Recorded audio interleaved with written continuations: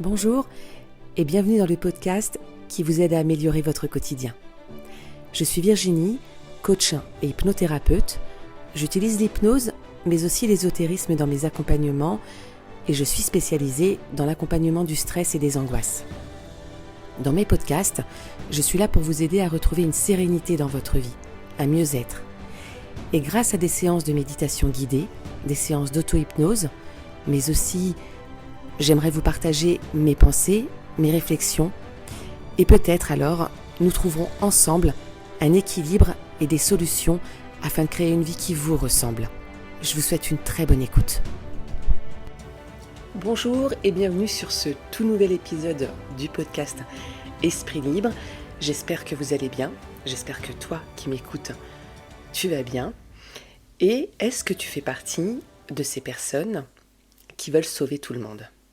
Est-ce que toi aussi, tu as le syndrome du sauveur ? Est-ce que c'est important pour toi de sauver ? Alors quand je parle de sauver, je ne parle pas d'une personne qui se noierait dans une piscine et d'aller le secourir, mais de sauver quelqu'un qui serait peut-être en détresse émotionnelle, en détresse psychologique, pourquoi pas même en détresse financière ? Est-ce que tu as ce syndrome-là ? Est-ce que tu te sens concerné par ce que je suis en train de te dire ? C'est l'épisode d'aujourd'hui. Est-ce que tu as le syndrome du sauveur ? Mais avant toute chose, merci de m'encourager, de partager surtout à ceux qui en auraient besoin et de t'abonner si jamais ce que tu écoutes résonne avec toi, évidemment. Alors, on va étudier un petit peu ce syndrome du sauveur d'une façon psychologique, avec le point de vue de Freud et de Carl Jung, mais aussi d'un point de vue des stoïciens. Et tu verras que ce n'est pas tout à fait la même chose, ils n'ont pas tout à fait le même point de vue quant au rôle du sauveur, et ils n'ont pas la même vision de champ d'action, j'ai envie de dire. Alors, peut-être qu'on l'a tous vécu un jour, ce besoin, cette envie d'aller sauver, d'aller aider quelqu'un, parfois et souvent même, qui nous a rien demandé. Pourquoi on a ce besoin ? Qu'est-ce qui fait que chez nous, ça résonne aussi fort ? Qu'on ait cette envie, ce besoin d'aller sauver, malgré la personne, ces personnes en détresse, ces personnes dans le besoin de notre point de vue, parce que ça reste de notre point de vue, ces personnes sont-elles vraiment à sauver ? Alors, du point de vue de Jung, de Carl Gustav Jung, il parlait peut-être de notre part d'ombre, pas intégrée. Cet archétype du sauveur, et donc qui permettrait, pour nous, quelque part, de guérir quelque chose que nous n'avons pas guéri en nous. Si on cherche à sauver quelqu'un, si on cherche à sauver les autres, c'est une manière indirecte de se sauver soi-même. Souvent joué dans l'enfance, peut-être qu'à une certaine période de notre vie, et c'est souvent quand on est petit, ça se joue vraiment souvent dans l'enfance, on a eu besoin d'être sauvé. Sauvé émotionnellement, sauvé peut-être même, alors physiquement je parle de mise en sécurité. Physique, émotionnelle, financière. Sauvé peut-être même intellectuellement, est-ce qu'on a été écouté ? Est-ce qu'on a été entendu dans nos besoins étant enfant ? Et ce sentiment de ne pas avoir été entendu, écouté, mise en sécurité émotionnelle, physique, fait qu'on rejoue à l'âge adulte le même scénario et qu'on va vouloir aller sauver les autres parce que nous n'avons pas été sauvés nous-mêmes. Dans ce principe, Carl Jung parle de notre part d'ombre parce que ça vient révéler aussi chez nous quelque chose d'un peu égotique. On peut parfois se perdre dans le fait de vouloir sauver l'autre. Il y a quelque chose de très gratifiant à se positionner en tant que sauveur et donc de briller un petit peu dans le regard des autres Et ce phénomène un petit peu gratifiant pour nous réconforte, fait qu'on a une certaine valeur dans les yeux de l'autre, tant est qu'il soit d'accord à être sauvé. Ça nous donne peut-être une place à part, une place importante. Et on peut avoir envie de rejouer sans cesse ce scénario, de vouloir sauver, et finalement de porter ce masque du sauveur. Si on ne s'en rend pas compte, si on continue à jouer ce rôle indéfiniment, ça peut devenir une part de notre personnalité. On peut s'identifier à ce rôle-là et jouer toute sa vie ce rôle du sauveur à travers des rencontres, des liens qu'on va tisser avec des personnes. Et inconsciemment, on va aller chercher ce type de personnes qui ont besoin, toujours selon nous, d'être sauvées. On verra un petit peu plus tard, est-ce que c'est bien de sauver l'autre ? Est-ce que c'est bien pour nous ? Est-ce que c'est bien pour l'autre ? Du point de vue de Freud, de la même manière, on rejoue sans cesse le même scénario, toujours certainement à une épreuve liée à l'enfance. Mais pour lui, c'est plutôt parce qu'on est sur un échec de sauvetage. Dans le sens où peut-être qu'on n'a pas pu sauver, toujours étant enfant, un parent proche, son papa, sa maman, un frère, une sœur ou un ami, qui aurait eu besoin peut-être d'être sauvé. Alors, souvent dans les yeux d'un enfant, c'est parce qu'on voit ses parents tristes, dépressifs, alcooliques. Et là, je vais vous parler de moi. Mon papa était alcoolique. Après la mort de ma maman, il a vraiment sombré. Il a vraiment sombré très profond. Et effectivement, on a ce sentiment d'impuissance parce qu'on ne peut pas sauver l'autre.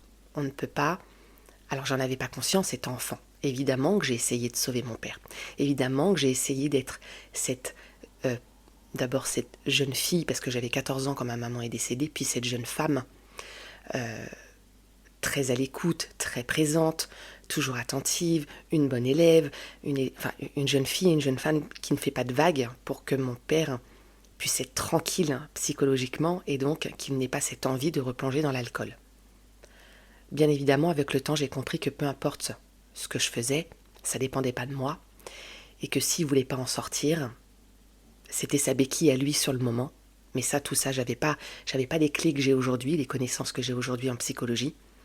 Et donc, je ne pouvais pas le comprendre. Donc, j'ai essayé, malgré moi, de le sauver. Et évidemment que j'ai rejoué ce rôle constamment. D'abord à l'école. Effectivement, en nouant des liens avec des personnes, très souvent qui avaient besoin d'un soutien émotionnel. Les amis que j'avais à l'époque, c'était des personnes qui avaient besoin d'être soutenues émotionnellement. J'ai rejoué ça aussi dans mes relations amoureuses. Je me suis amourachée, comme on dit, de jeunes hommes, quand j'étais plus jeune évidemment, de jeunes hommes, ce qu'on appelle des écorchés vifs. Voilà, donc émotionnellement, je me rapprochais de personnes qui, selon moi, avaient besoin d'être sauvées. Et oui, pourquoi ? Parce que je n'avais pas pu sauver mon père. Ça, je l'ai compris parce que, effectivement, j'ai moi-même fait une thérapie et puis ensuite j'ai appris les bases de la psychologie, de la PNL, de l'hypnose. Toutes mes certifications m'ont servi à ça aujourd'hui, à comprendre ce mécanisme. Et donc, selon Freud, effectivement, on jouerait ce scénario parce qu'on n'a pas pu sauver quelqu'un à un moment donné. On est encore ici dans le rôle du sauveur. Peut-être que l'ego ici aussi se joue, peut-être pas de la même manière que le décrit Jung avec sa part d'ombre, son archétype du sauveur. Peut-être que ça se joue pas de la même manière, qu'on prend pas forcément plaisir à jouer le rôle du sauveur, ou en tout cas qu'on n'attend pas forcément un retour et de briller dans le regard de l'autre. C'est plus subtil que ça, peut-être. Ou peut-être que si, peut-être que dans les deux cas, effectivement, il y a cette notion d'appartenir à une race spéciale et donc de peut-être aussi avoir de la considération. Parce que en même temps que je vous parle, là je prends conscience de quelque chose. C'est aussi d'obtenir de la considération. Quelque part, j'avais l'impression de manquer de considération de la part de mon papa. J'avais l'impression parfois de ne pas exister du tout. Et donc, on est considéré dans le regard de l'autre, dans les yeux de l'autre, quand on a ce rôle-là, quand on a ce rôle du sauveur. Donc, c'est vrai, dans les deux cas, que peut-être il y a ce côté gratifiant.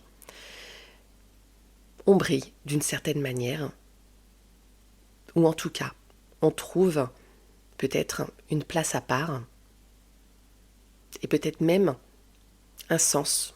Alors, est-ce qu'on pourrait presque parler de mission dans notre vie? Et tout ça, évidemment, ça part de notre part inconsciente. On ne s'en rend pas compte. Quand on le fait, si on n'a pas fait une analyse sur nous, si on n'a pas fait une thérapie, si on n'a pas essayé de décortiquer un petit peu pourquoi justement on se retrouvait dans des situations parfois un peu bancales, parce qu'il faut le dire, une personne, toujours de notre point de vue, où on a la sensation qu'il faut aller le sauver, alors qu'en fait cette personne-là, elle n'a rien demandé, on peut parfois plonger avec ces personnes-là, malheureusement.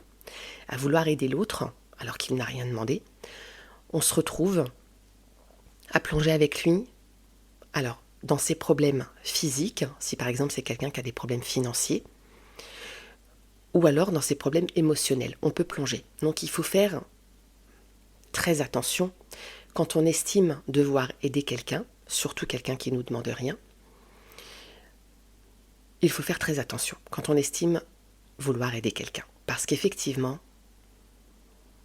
on va y venir. Ces personnes-là, si elles ne décident pas elles-mêmes de changer, de se sauver elles-mêmes, et là on arrive sur le point de vue des stoïciens, je ne pense pas qu'on puisse les sauver. Je ne pense pas. À un moment donné, il doit y avoir un déclic, il doit y avoir une prise de conscience pour réellement sauver quelqu'un, en tout cas aider quelqu'un, pour justement sortir de ce rôle du sauveur, de ce masque du sauveur, pour réellement aider quelqu'un. Il faut que la personne, elle en ait envie. Il faut qu'il y ait un réel besoin et une réelle envie de cette personne de s'en sortir. Sinon, je pense que c'est peine perdue et c'est là où on peut se perdre avec la personne. Et alors justement, du point de vue des stoïciens, vouloir sauver quelqu'un, c'est vouloir changer ce qui ne dépend pas de nous. Ce qui dépend de toi, finalement, ce sont tes actions, tes pensées, et ça, personne ne peut le faire à ta place. Donc ils partent du principe que vouloir sauver quelqu'un, ce n'est pas lui rendre service. En tout cas, encore une fois, quand on se positionne dans le rôle du sauveur pour quelqu'un qui n'a rien demandé, ou parfois même quelqu'un qui demande, de le mettre finalement devant ses actes, devant ses pensées, sa façon de faire, et de mettre devant le fait accompli, et de lui dire, écoute, finalement, je ne t'aiderai pas en faisant ça, mais je t'aiderai plutôt si je ne t'aide pas, mais si je te fais prendre conscience de ton fonctionnement. Marc Aurèle disait, le meilleur moyen d'aider les autres, c'est d'être soi-même dans la vertu. Il est vrai que parfois le meilleur moyen d'aider les autres, de sauver les autres, c'est d'être un bon exemple. Finalement, quand on a une certaine ligne de conduite dans sa vie, quand on a certaines valeurs, quand on a certains principes, on peut être un modèle pour les autres. Et donc, plutôt que de chercher absolument à vouloir les sauver, absolument à vouloir les aider, peut-être que juste vivre sa vie avec ses principes, ses valeurs, ce qu'on met en place au quotidien. On éclaire un peu plus, on donne une directive sans être dirigeant, sans être le sauveur. On montre le chemin, on est une forme peut-être de boussole, de lumière, peu importe, un guide. Et sans jamais le dire directement, sans jamais forcer la personne, sans jamais être dans l'ingérence, parce que c'est aussi une forme d'ingérence de vouloir absolument aider et sauver l'autre. Donc sans être dans l'ingérence et juste vivre sa vie, on peut être un bel exemple pour l'autre. Et si l'autre s'inspire finalement, peut-être qu'il se sortira de ces spirales infernales, de ces démons, de ce qui l'empêche finalement de sortir d'une vie compliquée, d'un sentiment qui fait mal, d'une situation difficile à vivre. Si je prends encore le cas d'une personne alcoolique, comme pour mon papa, s'il avait eu dans son entourage, parce que finalement, quand on est dans une situation, on a tendance à s'entourer de personnes qui nous ressemblent. Donc là, dans son cas, il fréquentait des personnes comme lui, qui avaient la descente facile. S'il avait eu dans son entourage quelqu'un, peut-être qui avait une vie différente de la sienne, un père de famille présent pour ses enfants, stable émotionnellement, stable aussi financièrement, et que mon père avait peut-être pu s'inspirer de cette personne-là, peut-être que ça aurait été différent. Malheureusement, ce n'était pas le cas. Et nous, parce que j'ai une sœur, avec ma sœur, on n'a pas pu le sauver. On en revient à « j'aurais bien aimé », on aurait bien aimé. Mais on ne sauve pas quelqu'un qui ne veut pas être sauvé. Je crois qu'il faut vraiment se déculpabiliser. En fait, ça aide. C'est bien plus profond que ça. Ça aide finalement de savoir, pour tous ceux qui ont le syndrome du sauveur, ça aide finalement de savoir qu'on ne peut pas sauver quelqu'un qui n'a pas envie d'être sauvé. Tu pourras faire tout ce que tu veux. Tu pourras mettre en place tout ce que tu veux. Être présent, être à l'écoute, être attentif, donner tout ce que tu as, même ta chemise, ta petite culotte même. Faire tout ce que tu veux, tout ce que tu peux pour sauver la personne. Si cette personne ne prend pas conscience du mal dans lequel elle est, ou de la vie qu'elle mène, et encore une fois, c'est de notre point de vue, parce que si ça se trouve, cette personne-là, elle est très bien comme elle est. Mais si cette personne-là n'a pas envie d'en sortir, tu ne pourras pas le faire pour elle, et tu vas t'épuiser, tu vas réellement t'épuiser à le faire pour elle. Je prenais l'exemple, en tout début de cet épisode, qu'on ne parlait pas de sauver quelqu'un qui serait en train de se noyer dans la piscine ou dans l'océan, peu importe. Justement, on va prendre cette métaphore. Si tu essaies de sauver quelqu'un qui ne sait pas nager, et si tu ne sais pas t'y prendre en plus, si tu n'es pas sauveur, maître nageur, eh bien tu vas t'épuiser à vouloir sauver cette personne. Tu vas t'épuiser, tu vas même risquer ta vie, puisque cette personne risque de t'emmener avec elle dans la noyade. C'est exactement pareil dans la vie. Je crois que le mieux qu'on ait à faire, quand on a une personne de notre entourage qui nous fait peut-être de la peine, ou vraiment qu'on voit dans le désarroi, dans la misère, alors encore une fois, qu'elle soit émotionnelle, financière, je crois que le mieux qu'on ait à faire, si vraiment on tient à lui dire quelque chose plutôt que de lui montrer, c'est peut-être de l'orienter vers quelqu'un. Vers un thérapeute, vers un psychologue, un psychiatre, une assistante sociale,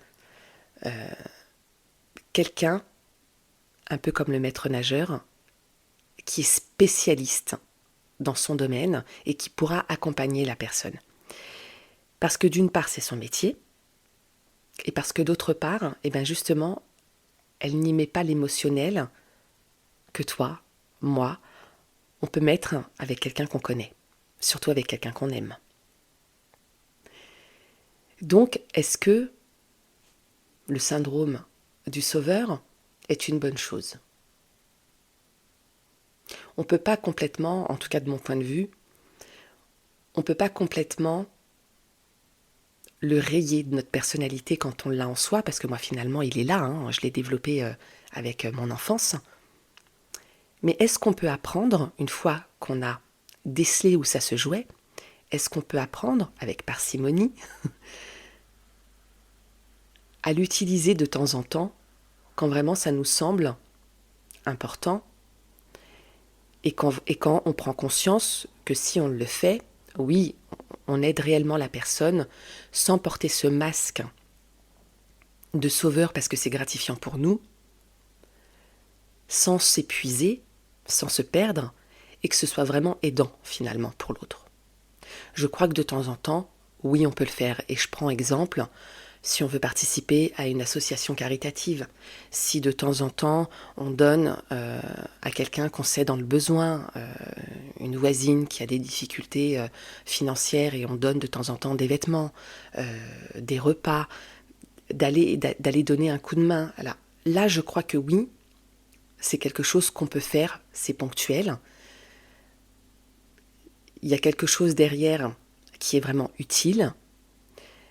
La personne ne demande pas à être sauvée, certes, mais si elle fréquente des endroits comme les Restos du Cœur, des associations, une maman qui va accepter gentiment les vêtements qu'on va lui proposer, on n'est pas obligé de le faire en mode j'arrive, je te sauve la vie, regarde, je te donne ça parce que t'es dans le mal et que t'as de la peine à boucler tes fins de mois. C'est vraiment... on peut le faire de manière tout à fait bienveillante sans faire ressentir à l'autre qu'elle est dans le besoin finalement. Et c'est de rien attendre en retour. Je crois que c'est possible de le faire et donc d'enlever ce masque du sauveur et d'être juste dans l'altruisme. Trouver le juste milieu entre le sauveur, pour des personnes qui n'ont rien demandé, et être empathique et altruiste. Je crois que c'est faisable. Beaucoup de gens le font. Alors, on en revient toujours au même point. Même quand on fait partie d'une association et même quand on donne, c'est vraiment difficile à un moment donné parce que on entend souvent quand même des gens dire « Ah mais oui, mais moi tu sais, je fais partie d'une association et elles ont besoin de le placer quelque part. » Donc j'ai quand même tendance à dire qu'on en retire quand même quelque chose. Il y a quand même ce truc de se valoriser malgré tout. Alors, soit on l'accepte et puis quelque part on fait le bien quand même malgré tout, ou soit on arrive à travailler sur soi et quelque part on fait du coup aussi un travail sur nous et ça nous permet de grandir et ça nous permet d'être encore une plus belle personne. Et même en disant ça, là, en le disant avec vous qui m'écoutez, j'ai l'impression que c'est vraiment, je m'accorde encore plus de valeur. Comment sortir de ce truc de... C'est très gratifiant et ça met vraiment quelque chose de toute puissance derrière. Et c'est presque horrible d'en prendre constat là tout de suite maintenant. Comment sortir de ça ? En tout cas, d'où il faut sortir, je pense, c'est vraiment de jouer le rôle du sauveur chez quelqu'un qui ne demande rien et qui est vraiment dans une situation presque critique, au point de plonger avec elle et de peut-être se mettre nous-mêmes en danger. Voilà, je crois que là, c'est vraiment le plus important de se rendre compte de ça. Et je regardais une série hier sur Netflix. Le soir, j'ai un petit rituel où je vais regarder un film ou une petite série, puis après je lis un petit peu avant de dormir, je coupe les écrans, je lis un petit peu. Et je regardais cette série, et en fait, le jeune homme dans la série tombe amoureux d'une jeune femme, et il ne le sait pas à ce moment-là, mais cette jeune femme a un frère qui a de gros problèmes de drogue, et donc ça se passe en Angleterre, et le frère fait partie d'un gang, etc. Et en fait, malheureusement, à un moment donné, cette jeune femme disparaît, et il la retrouve en train de se prostituer parce qu'elle veut aider son frère et que son frère, eh bien, il la met dans ce réseau de prostitution et pour pouvoir rembourser ses dettes. Et quand ce jeune homme constate que sa bien-aimée se prostitue pour sauver son frère, il décide d'aller la sauver, donc de la sortir de ce gang-là. Sauf que par amour pour elle, il se passe une catastrophe, des gens meurent et il se retrouve accusé. Et il se retrouve en prison. Alors là, vous allez me dire, bah oui, mais quand même, s'il l'aimait, il a bien fait de vouloir aller la sauver, il a bien fait de vouloir aller, de vouloir régler le problème. Je pense qu'il y avait différents angles d'attaque, j'y ai pensé après, et donc j'avais déjà sous le coude cet épisode de podcast, mais donc du coup, c'est tombé à pic hier, parce que ça m'a vraiment conforté dans mon idée, et ça m'a permis de réfléchir d'autant plus à ça. Je me suis dit, mais s'il avait décidé, en la voyant se prostituer, de pas du tout intervenir, et d'attendre peut-être qu'elle revienne d'elle-même, alors peut-être qu'elle serait revenue, peut-être qu'elle ne serait pas revenue. C'était un choix de sa part, parce qu'elle quelque part, elle a choisi d'elle-même. S'il avait fait un autre choix, il aurait eu une autre vie. Il n'aurait pas été en prison, il n'aurait pas sombré avec elle. Il avait le choix aussi, juste d'aller la voir, parce qu'il l'a enlevé du réseau. Il est parti, il l'a enlevé. Mais il avait le choix aussi de juste d'aller la voir, comme un client qui se présentait à elle, et lui dire, voilà, écoute, visiblement, tu as des soucis, reviens à la maison et on va trouver une solution. Et il n'aurait peut-être pas eu tous les problèmes qu'il a eus. Voilà pourquoi je me pose encore cette question. Jusque dans quelle mesure on peut aider l'autre? Jusque dans quelle mesure on peut se positionner en rôle du sauveur pour ne pas sombrer avec l'autre? C'est ça pour moi le plus important.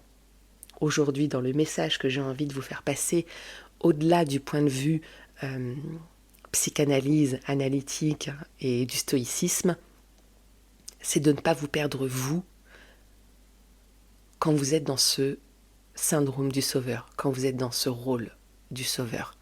Demandez-vous pourquoi à chaque fois, si vous avez l'intention d'aider quelqu'un, surtout qui n'a rien demandé, pourquoi vous le faites? Pour qui vous le faites? Est-ce qu'à la finale, vous aidez réellement la personne? Est-ce qu'à la finale, vous lui rendez réellement service? Parce que parfois même, et moi je le vois avec nos enfants, très souvent, quand on aide trop, on n'aide pas, parce qu'on devient une béquille, on devient un soutien, et que finalement, les personnes ne savent plus s'en sortir tout seuls. Ils ont ce réflexe de venir s'appuyer sur vous. Et donc finalement, un peu comme un enfant à qui on n'aurait jamais appris à manger, alors à marcher c'est presque instinctif, mais à parler, à faire certaines choses en tout cas du quotidien, il pourrait pas se débrouiller tout seul. On le voit dans la nature, les animaux qui apprennent à leur petite progéniture à chasser, à manger, à trouver de l'eau. Si on ne leur apprend pas à se débrouiller tout seul, ils ne peuvent pas survivre. Là, c'est un peu ça. C'est un peu de ça dont il s'agit. À absolument vouloir aider l'autre, on ne lui apprend pas son instinct de survie, on ne lui apprend pas cette capacité à se débrouiller, à s'en sortir. Et encore une fois, pour finir là-dessus, à qui on rend service? À l'autre ou à nous-mêmes? Pour qui on le fait? Pour l'autre ou pour nous-mêmes? Qui est-ce qu'on cherche à sauver finalement dans cette histoire? L'autre ou nous-mêmes? Je vais vous laisser avec cette réflexion. J'attends vos retours avec impatience. Et encore une fois, partage cet épisode à quelqu'un qui aurait besoin d'entendre ça. Peut-être quelqu'un que tu connais qui est souvent en train d'aider les autres et qui se perd là-dedans. Je vous embrasse, prenez soin de vous et on se retrouve bientôt pour un prochain épisode.